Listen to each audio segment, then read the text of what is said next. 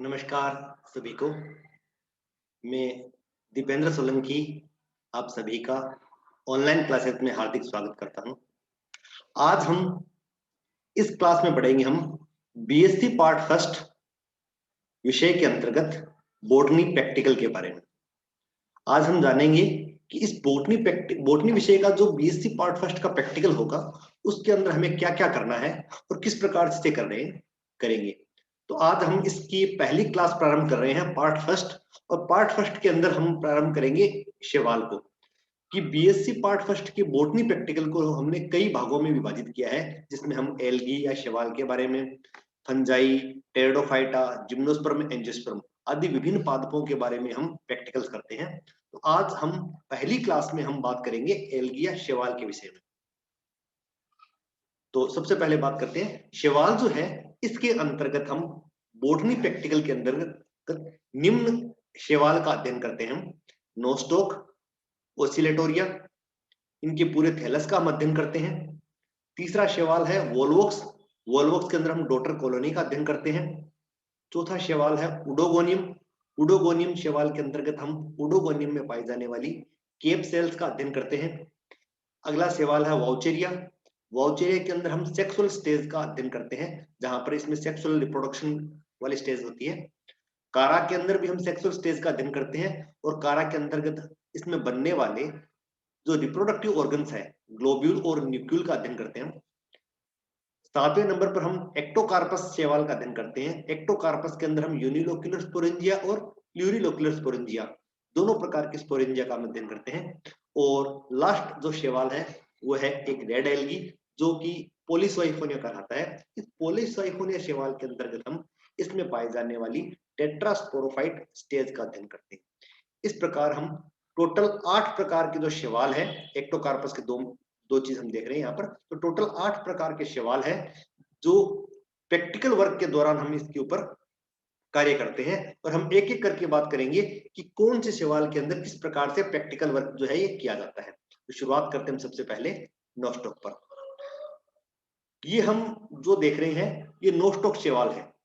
जब हम नोस्टॉक के सवाल को माइक्रोस्कोप के अंतर्गत देखते हैं तो हमें इस प्रकार के इसके फिलामेंट दिखाई देते हैं। ये नोस्टॉक के जो फिलामेंट है, जब आप स्लाइड के अंदर देखते हो तो आपको इस प्रकार जो है गोलाकार जो मोतियों की जो माला होती है उसके समान जो है फाइव फिलामेंटस एल्गी दिखाई देता है। ये देखिएगा, हम यहाँ पर एक फिलामेंट है ये नोस्टॉक का। नोस्टॉक के ये बहुत सारे फिलामेंट है। तो नोस्टॉक एक प्रकार का फिलामेंटस एल्गी है, जिसमें ये विभिन्न कोशिकाएं जो है एक के ऊपर एक जो व्यवस्थित होती है और मोतियों की माला के समान ये दिखाई देता है। तो नोस्टॉक की पहचान यही है। हमें स्लाइड के अंदर जो सवाल दिखाई देता है वो फिलामेंटस एल्गी होगा, ग्रीन कलर का इसका थैलस पाया जाएगा और मोतियों की माला के समान जो इसका थैलस दिखाई देता है उसे हम नोस्टॉक कहते हैं। तो स्लाइड देखने पर हमें इस प्रकार से हमें दिखाई देगा। ये हम थोड़ा सा माइक्रोस्कोप के अंदर जब नोस्टॉक शैवाल को हाई पावर पर देखते हैं, थोड़ा जूम करके देखते हैं, जब हम और ज्यादा एनलार्ज करके देखते हैं तो हमें इस प्रकार से नोस्टॉक के फिलामेंट दिखाई देंगे। नोस्टॉक की प्रत्येक कोशिका के अंदर हमें हरे रंग के क्रोमेटोफोर्स दिखाई देते हैं और कुछ हमें विशेष प्रकार की कोशिकाएं दिखाई देती है जो सामान्य कोशिकाओं की तुलना में अलग प्रकार की कोशिकाएं दिखाई देती है। ये कोशिकाएं हेटेरोसिस्ट कहलाती है। ये कोशिकाएं इसकी सामान्य थैलस की सामान्य कोशिकाएं हैं जिसमें क्रोमेटोफोर्स प्रेजेंट होते हैं, जबकि ये हेटेरोसिस्ट है जिसमें किसी प्रकार के क्रोमेटोफोर उपस्थित नहीं है। मोटी भित्ति वाली कोशिकाएं जिन्हें हम हेटेरोसिस्ट कहते हैं। तो इस प्रकार ये नोस्टॉक के फिलामेंट को हम हाई पावर पर देखते हैं, एक अच्छे माइक्रोस्कोप की सहायता से ज्यादा जूम करके देखते हैं तो हमें इस प्रकार के नोस्टॉक के फिलामेंट दिखाई देंगे। तो ये दोनों स्लाइड हमने देखी कि जो पहले वाली स्लाइड देखी ये लो पावर पर देख रहे हैं, माइक्रोस्कोप में कम जूम करके देखा है तो हमें इस प्रकार से दिखाई देते हैं। और जब हम थोड़ा हाई पावर पर देखते हैं तो हमें इस प्रकार से नोस्टॉक के फिलामेंट दिखाई देते हैं, जिसमें ये सामान्य कोशिकाएं दिखाई देती हैं और दूसरे प्रकार की हेटेरोसिस्ट दिखाई देती है। और जब हम प्रैक्टिकल वर्क के अंदर जब हम रिकॉर्ड बनाएंगे नोस्टॉक का, प्रैक्टिकल की जो फाइल बनाएंगे उस फाइल के अंदर हमें इस प्रकार से दो डायग्राम बनाने होते हैं। ये हमें बनाने की हमें आवश्यकता नहीं है, हम बनाते हैं यहाँ पर, इसे हम नोस्टॉक की बॉल बोलते हैं, नोस्टॉक बॉल। ये नोस्टॉक के बहुत सारे फिलामेंट इकट्ठे होकर एक गेंद के समान, एक बॉल के समान संरचना बना लेते हैं जिसे हम नोस्टॉक बॉल कहते हैं। और इस नोस्टॉक बॉल को जब हम देखते हैं, इसके फिलामेंट्स को अलग अलग करके देखते हैं तो हमें इस प्रकार से नोस्टॉक के फिलामेंट दिखाई देते हैं। तो हमें प्रैक्टिकल का रिकॉर्ड में पहला डायग्राम ये बनाना है जिसमें नोस्टॉक के बहुत सारे फिलामेंट है, जो कि ये फिलामेंट म्यूसिलेज के अंदर श्लेष्मा के अंदर लिपटे हुए होते हैं। और नोस्टॉक के जो फिलामेंट जो है ये ट्राइकोम्स कहलाते हैं, और इस फिलामेंट की कुछ सामान्य कोशिकाएं हैं और ये मोटी भित्ति वाली हेटेरोसिस्ट है। दूसरा डायग्राम जो हमें नोस्टॉक का बनाना होगा वह हम एक फिलामेंट का डायग्राम बनाते हैं। ये नोस्टॉक का एक सिंगल फिलामेंट है। इस सिंगल फिलामेंट में हमें क्या दिखाई देता है? सबसे पहले तो इस फिलामेंट के बाहर उपस्थित होती है इसकी शीट। हम यहाँ पर ये बताएंगे नोस्टॉक के जो फिलामेंट है म्यूसिलेज की बनी हुई, श्लेष्मा की बनी हुई एक परत के अंदर सुरक्षित होते हैं, जिन्हें म्यूसिलेज शीट कहते हैं, जो कि नोस्टॉक के फिलामेंट को सूखने से बचाने का काम करते हैं। दूसरा, नोस्टॉक की फिलामेंट के अंदर ये मोतियों की माला के समान इस प्रकार के ये फिलामेंट हमें दिखाई देते हैं, जिसकी कोशिकाओं की संरचना मोतियों के समान होती है। दो प्रकार की कोशिकाएं हैं, ये सामान्य कोशिकाएं होती है और ये हेटेरोसिस्ट पाई जाती है इसके अंदर। और यहाँ पर कुछ रिप्रोडक्टिव स्ट्रक्चर्स बनती है जिन्हें हम अकाइनेट्स कहते हैं। ये मोटी भित्ति वाली संरचनाएं होती है जो नोस्टॉक के अंदर प्रजनन करने का कार्य करती है। तो हमें प्रैक्टिकल के रिकॉर्ड के अंदर हमें एक डायग्राम तो ये बनाना है और दूसरा डायग्राम हमें नोस्टॉक के फिलामेंट का बनाना है, और फाइनली हमें नोस्टॉक के कैरेक्टर्स लिखने हैं। तो नोस्टॉक के हम कैरेक्टर्स लिखेंगे और अंत में हम लिखेंगे इसकी पहचान। तो पहचान के अंदर इसका वर्गीकरण भी लिखते हैं कि नोस्टॉक जो है इसकी वर्गीकृत स्थिति, इसका क्लासिफिकेशन जो है किस प्रकार से होता है। तो ये पहला मेंबर था शैवाल का, एल्गी का, जिसे हम नोस्टॉक कहते हैं। BSc first year botany practical में शैवाल वर्ग के अंदर एल्गी के अंदर दूसरा मेंबर है, उसे कहते हैं ओसिलेटोरिया। ओसिलेटोरिया शब्द जो है यह बना है ओसिलेशन से। ओसिलेशन का मतलब दोलन, यानी इनके फिलामेंट्स जो है इसमें एक विशेष प्रकार की मूवमेंट पाई जाती है, गति पाई जाती है, जिसे हम ओसिलेटरी मूवमेंट कहते हैं। और इसी ओसिलेटरी मूवमेंट के आधार पर इन शैवालों का नाम ओसिलेटोरिया रखा गया है। जब हम इन शैवालों को एक सामान्य माइक्रोस्कोप के द्वारा देखते हैं, लाइट माइक्रोस्कोप के द्वारा देखते हैं, तो हमें इस प्रकार से फिलामेंट दिखाई देते हैं, जो कि बहुत ही पतले और फीते के समान इस प्रकार से फिलामेंट हमें दिखाई देते हैं। तो एक सामान्य माइक्रोस्कोप से देखने पर हमें इस प्रकार से ग्रीन कलर के फिलामेंट, जो कि एक फीते के समान दिखाई देने वाले फिलामेंट हमें इस प्रकार से दिखाई देते हैं।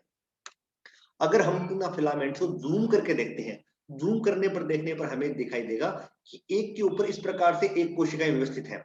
कोशिकाएं जो है इनकी चौड़ाई अधिक है और इनकी लंबाई जो है कम होती है। लंबाई इनकी कम और चौड़ाई इनकी अधिक है, और इस प्रकार से फिलामेंट दिखाई देते हैं। इन फिलामेंट के अंतिम सिरे जो पर उपस्थित कोशिकाएं, तो अंतिम सिरे पर जो टर्मिनल सेल होती है, ये टर्मिनल सेल जो है सामान्यतः गोलाकार कोशिकाएं हमें दिखाई देती है, और बाकी सारी कोशिकाएं जो है ये सभी समान आकार की कोशिकाएं होती है। तो इस प्रकार सभी प्रकार की जो कोशिकाएं होती है ये समान प्रकार की कोशिकाएं होती है, समान आकार की कोशिकाएं होती है, चौड़ाई इनकी अधिक होती है और लंबाई इनकी कम होती है। तो इस प्रकार ये ओसिलेटोरिया के फिलामेंट है जो हमें अच्छे माइक्रोस्कोप की सहायता से दिखाई देते हैं।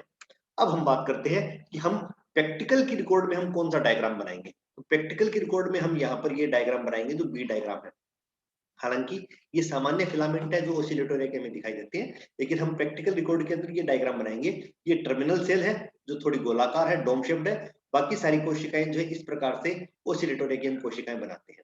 और दूसरा जो डायग्राम बनाएंगे वो बनाएंगे हम इसके सिंगल सेल का, कि ओसिलेटोरिया की एकल कोशिका किस प्रकार से होती है।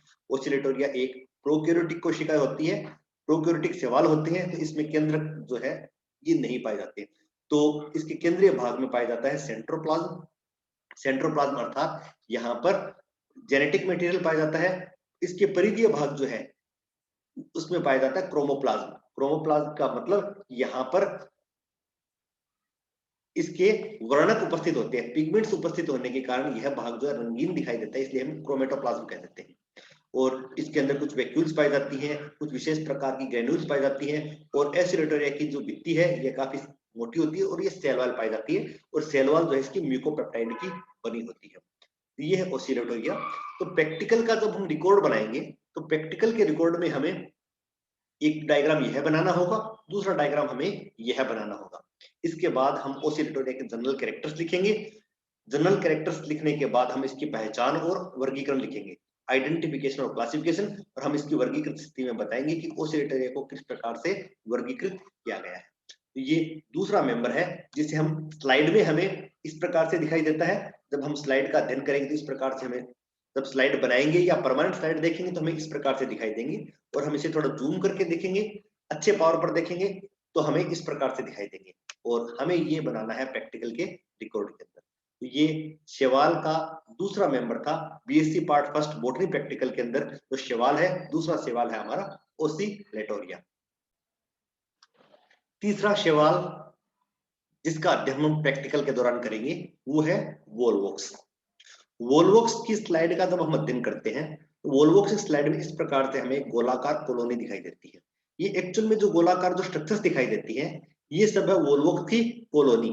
तो हमें इस प्रकार जो है वोल्वोक्स जो है एक ऐसा शैवाल है जो कॉलोनी के रूप में पाए जाने वाला शैवाल है। और वोल्वोक्स की जो कॉलोनी होती है ये एक सिनोबियम प्रकार की कॉलोनी होती है। सिनोबियम प्रकार की कॉलोनी का मतलब यह होता है कि जब कॉलोनी के अंदर शैवाल एक विशेष संरचना के अंदर व्यवस्थित होते हैं, एक निश्चित संरचना में व्यवस्थित होती है, और सामान्यतः इसमें कॉलोनी का निर्माण करने वाले शैवालों की संख्या भी सामान्यतः निश्चित होती है। तो ऐसी कॉलोनी सिनोबियम कहलाती है। तो वोल्वोक्स जो है इसकी कॉलोनी जो है गोलाकार दिखाई देती है। शैवाल इस प्रकार से व्यवस्थित होते हैं कि गोलाकार कॉलोनी का निर्माण करते हैं, और यह कॉलोनी अंदर से बिल्कुल खोखली होती है। लेकिन इस कॉलोनी के अंदर इस प्रकार से वोल्वोक्स के अंदर रिप्रोडक्शन के दौरान जो छोटी छोटी इस प्रकार से जो कॉलोनी बनती है, गोलाकार कॉलोनी बनती है, इन्हें बोल देते हैं डॉटर कॉलोनी। ये जो कॉलोनी दिख रही है ये तो है पेरेंटल कॉलोनी, और इसमें छोटी छोटी कॉलोनी बनी ये है डॉटर कॉलोनी, जिनका निर्माण रिप्रोडक्शन के द्वारा है। जैसे ये हम एक वोल्वोक्स की मदर कॉलोनी देख रहे हैं, इस मदर कॉलोनी के अंदर ये है छोटी छोटी डॉटर कॉलोनी। तो हम इस प्रायोगिक कार्य के दौरान हम वोल्वोक्स की जब स्लाइड का अध्ययन करते हैं या वोल्वोक्स की हम स्लाइड बनाते हैं तो हमें इस प्रकार से गोलाकार कॉलोनी दिखती है, और इन गोलाकार मदर कॉलोनी के अंदर हमें छोटी छोटी डॉटर कॉलोनी हमें दिखाई देती है। ये है वोल्वोक्स। अगर हम एक कॉलोनी को थोड़ा जूम करके देखें तो ये हमें इस प्रकार से छोटे छोटे पॉइंट्स दिख रहे हैं, छोटे छोटे डॉट दिख रहे हैं। ये है वोल्वोक्स के इंडिविजुअल्स। वोल्वोक्स से सिंगल मेंबर है। ये वोल्वोक्स के अनेक छोटे छोटे मेंबर मिलकर इस वोल्वोक्स की पूरी कॉलोनी का निर्माण करते हैं, जो अंदर से खोखली होती है। और इस खोखली कॉलोनी के अंदर ये जो वोल्वोक्स की कॉलोनी में रिप्रोडक्शन होता है, तो उससे ये छोटी छोटी जो गोलाकार कॉलोनी बनती है इन्हें कह देते हैं हम डॉटर कॉलोनी। हम वोल्वोक्स के अंदर इस प्रकार से रिप्रोडक्शन के द्वारा बनने वाली डॉटर कॉलोनी का हम अध्ययन करते हैं। तो ये था वोल्वोक्स के बारे में। तो वोल्वोक्स जो है इस जब हम प्रायोगिक कार्य करेंगे तो हमारे प्रैक्टिकल फाइल के अंदर हम इस डायग्राम को बनाएंगे, और इस डायग्राम को बनाते हुए हम इसमें डॉटर कॉलोनी जो है इसको भी हम बनाएंगे। तो ये था वोल्वोक्स। तो जब हम इस डायग्राम को बनाएंगे तो वोल्वोक्स के जनरल कैरेक्टर्स लिखेंगे, स्पेसिफिकली इसकी डॉटर कॉलोनी के कैरेक्टर्स लिखेंगे कि डॉटर कॉलोनी का निर्माण जो किस प्रकार से होता है, और फाइनली हम इसका वर्गीकरण और पहचान के हम लक्षण लिखेंगे। ये था वोल्वोक्स। चौथा मेंबर है हमारा उडोगोनियम। शैवालों के अंदर जो चौथा मेंबर है उसे हम उडोगोनियम कहते हैं। उडोगोनियम भी एक फिलामेंटस एल्गी है। इस प्रकार से हमें इसके लंबे लंबे फिलामेंट्स दिखाई देते हैं। तो बहुत लंबे लंबे फिलामेंट्स है, और इन फिलामेंट्स के अंदर हमें जो कोशिकाएं जो है ये भी स्पष्ट दिखाई देती है। फिलामेंट के अंदर अनेक छोटी छोटी लंबी कोशिकाएं जो लंबी है, चौड़ाई जिनकी कम होती है और लंबाई इनकी अधिक होती है, ऐसी हमें कोशिकाएं जो है दिखाई देती है। और जब इन फिलामेंट को हम जूम करके देखते हैं, जूम करने के देखने पर हमें दिखाई देता है ये एक कोशिका है।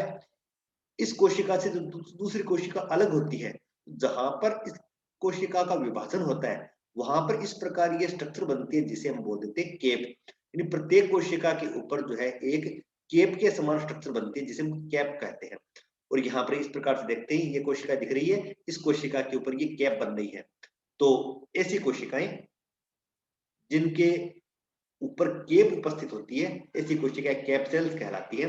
उडोगोनियम में विशेष प्रकार का कोशिका विभाजन पाया जाता है, और इस कोशिका विभाजन के दौरान जो बनने वाली कोशिकाएं होती है इन कोशिकाओं के ऊपर मदर सेल्स जो है, मदर सेल के अवशेष रह जाते हैं, और ये मदर सेल के जो अवशेष है ये कैप के रूप में दिखाई देते हैं, और ऐसी कोशिकाएं कैप सेल्स कहलाती है। तो उडोगोनियम के अंदर कोशिका विभाजन का एक विशिष्ट तरीका है जिसके दौरान विभाजन के पश्चात कोशिकाओं के ऊपर कैप दिखाई देती है, और ऐसी कोशिकाएं जो है कैप सेल्स कहलाती है।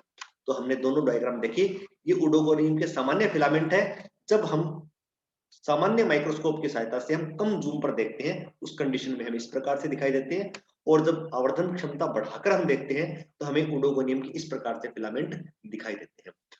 ये डायग्राम बनाना है हमें प्रैक्टिकल के रिकॉर्ड में। जब हम प्रैक्टिकल का रिकॉर्ड बनाएंगे उस दौरान हम इस प्रकार का डायग्राम बनाएंगे कि ये उडोगोनियम का एक फिलामेंट है, सबसे नीचे होता है होल्ड फास्ट, कि उडोगोनियम का फिलामेंट जमीन के साथ अब आधार के साथ एक विशेष प्रकार की कोशिका के द्वारा जुड़ता है, इस कोशिका को होल्ड फास्ट कहते हैं। ये इसकी अंतिम कोशिका टर्मिनल सेल है या एपिकल सेल है, जिस अंतिम सिरे पर गोलाकार होती है। ये इसमें एंथ्रीडिया बनते हैं, उडोगोनियम में रिप्रोडक्शन के दौरान एंथ्रीडिया का निर्माण होता है। ये तो कोशिकाएं हैं, कोशिकाओं के ऊपर इस प्रकार से कैप्स बन जाती है, इन्हें कैप सेल हम बोल देते हैं। सामान्य कोशिकाएं हैं, सामान्य कोशिकाओं के अंदर भी इस प्रकार से कैप सेल्स पाई जाती है। तो ये उडोगोनियम का फिलामेंट है। तो प्रैक्टिकल रिकॉर्ड के अंदर हम इस फिलामेंट का निर्माण करेंगे और उडोगोनियम के कैरेक्टर्स लिखते हुए हम उडोगोनियम के जनरल कैरेक्टर्स लिखेंगे और इसके कैप सेल्स के बारे में हम बताएंगे कि उडोगोनियम की कैप सेल्स के क्या कैरेक्टर्स होते हैं। और फाइनली हम अंत में लिखेंगे इसका वर्गीकरण और इसके पहचान के लक्षण, इसके पहचान और वर्गीकरण, कि किस प्रकार से इसे वर्गीकृत किया गया है। तो ये आज की हम इस क्लास को हम यहीं समाप्त करते हैं। और आज की इस क्लास के अंदर हम बीएससी फर्स्ट बॉटनी प्रैक्टिकल के दौरान हमने 4 सवालों का अध्ययन किया, नोस्टॉक, ओसिलेटोरिया, वोल्वॉक्स और उडोगोनियम। ये 4 मेंबर हमने पढ़े हैं। बाकी जो शैवाल के मेंबर हैं वो सिर्फ नेक्स्ट क्लास में हम पढ़ेंगे। तब तक के लिए सभी को बहुत बहुत धन्यवाद। Thank you very much.